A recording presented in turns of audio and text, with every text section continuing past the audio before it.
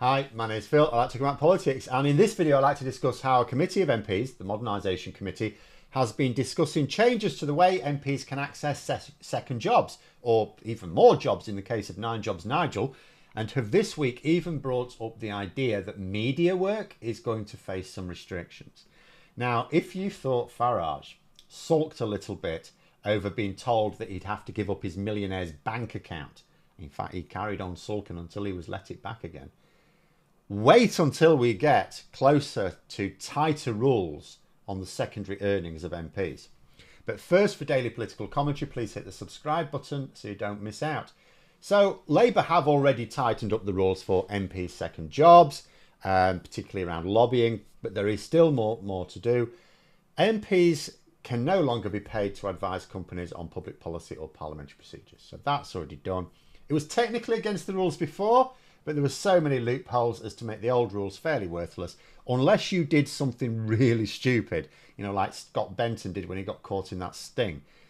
The loopholes have now been removed, as far as I can tell, but the Labour manifesto went further. It specifically cited MPs spending more time on second jobs than serving their constituents.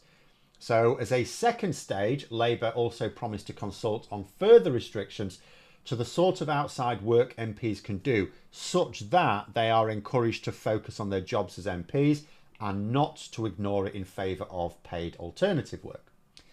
But to avoid throwing the baby out with the bathwater, rather than coming up with a plan themselves and then just launching it when they came to power, this is to be done with a multiple party committee. So the committee comprises mostly Labour MPs, but also some Conservative and Lib Dem MPs as well.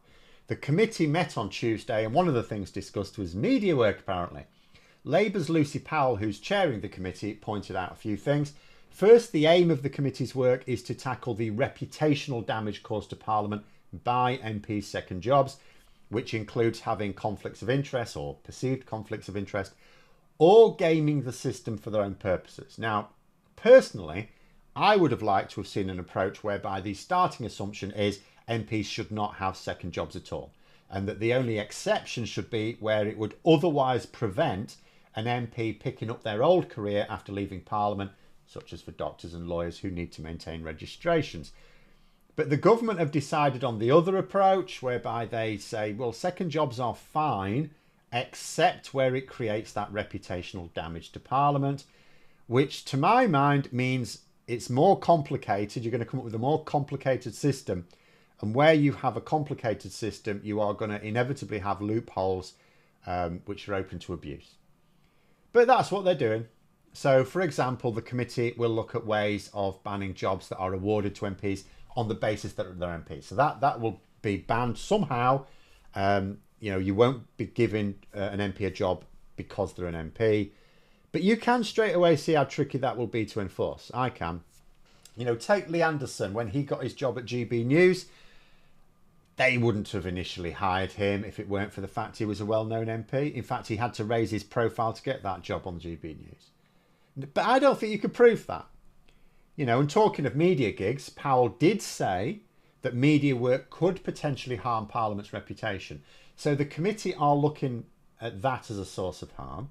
Now, there are, of course, several MPs who are or have carried out media work. But 9 Jobs Nigel might be the most put out by this line of inquiry by the committee. Farage is paid way more than anyone else, by far and away, for media work. He is a broadcaster first and MP second. Actually, according to the Mirror, not even second, as some of his other work also pays more than his MP's salary. But it also cited, for example, in this article in the Mirror, like Jacob Rees-Mogg. He was paid hundreds of thousands of pounds from GB News while still an MP. He's not an MP anymore, but he was.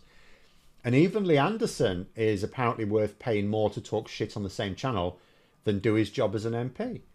And the Tories won't be able to complain that it's unfairly targeting them. I mean, they will anyway. But I mean, remember, David Lammy was one of the highest paid MPs for broadcast work in the last Parliament.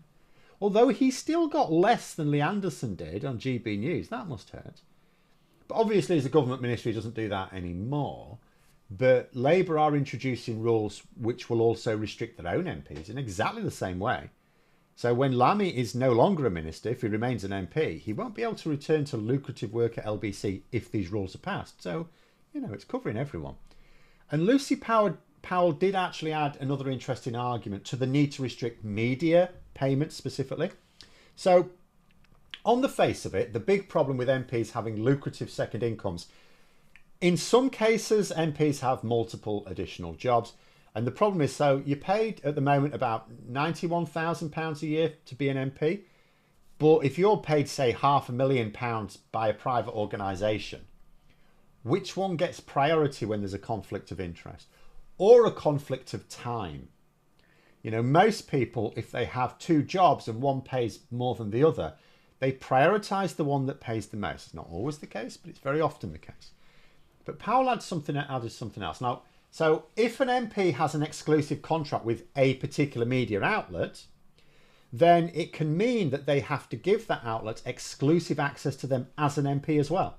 So some of these MPs don't just appear on that media, they don't just present, they're sometimes interviewed. Nigel Farage is, for example, interviewed by GB News. So is Lee Anderson. So was Jacob Rees-Mogg when he was an MP. And those are often exclusive interviews that are not given to other media outlets, part of their contract. Well, I mean, that's a fair point, isn't it? Isn't that an attack on freedom of the press? If an MP gives exclusive interviews to a outlet, one particular outlet, because they're paying them for it, rather than because it's in the public interest. You know, really what should happen, as I say, is the committee will obviously take account of work which is needed to maintain professional standards. Like doctors and lawyers have to keep doing some work to maintain registration. That's fine. You could always limit the amount of money they're allowed to accept for this essential work, though. You know, say, you know, you can accept £5,000 a year or something. Anything above that will be taxed at 100%. They won't do that, but they should. But other paid work isn't really, there may be some. I'm not saying there's definitely no other paid work. There may be some. But generally speaking, other paid work isn't really justified. The MP's salary is over £90,000 a year. That is way over the national median. Plenty to live on. They get all their expenses, so it's not like they have to worry about travelling. They even get travel expenses around their own constituencies, I think. So they, you know, all they have to do is pay for their own cost of living. They can do that on £90,000 a year. Otherwise, they need to go to Lee Anderson for some budgeting tips, right? So although you obviously wouldn't ban MPs from appearing on the media, because they should do that, you know, engaging with the public, you could certainly restrict how much they're allowed to be paid. I'd actually just say you can't do paid media work at all. I would say you can't sign exclusive contracts with media outlets.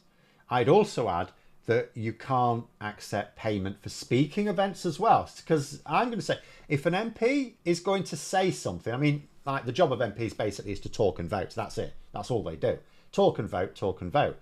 So if they're going to say anything, whether to a private gathering or a public platform, they can do so in the public interest, not according to who signed the biggest cheque.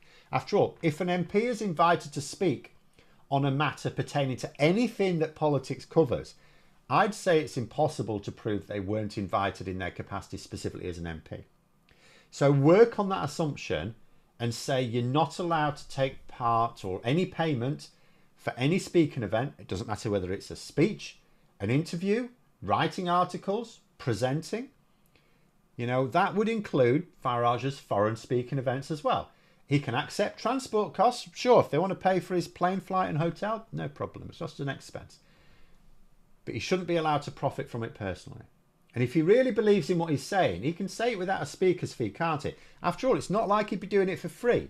He's been paid by the British taxpayer. But although I'm not getting the impression that the committee are going to come down as hard as I would, it does sound like the new rules, when they are announced, are very likely to upset Nigel Farage chiefly. He is, after all, as far as I can tell, being paid way more than any other MP for not being an MP. Unfortunately, I don't know when the committee is expected to finish its work and make its recommendations, but I think there might be some entertaining belly aching from certain quarters when it does. I'll look forward to that. But there we are. Those are my thoughts. Let me know yours in the comments below. If you've enjoyed the video, please click the like button and subscribe for further content. If you'd like to support the channel further, you can click the join button for memberships. Thanks for listening, and until next time, I'll see you later.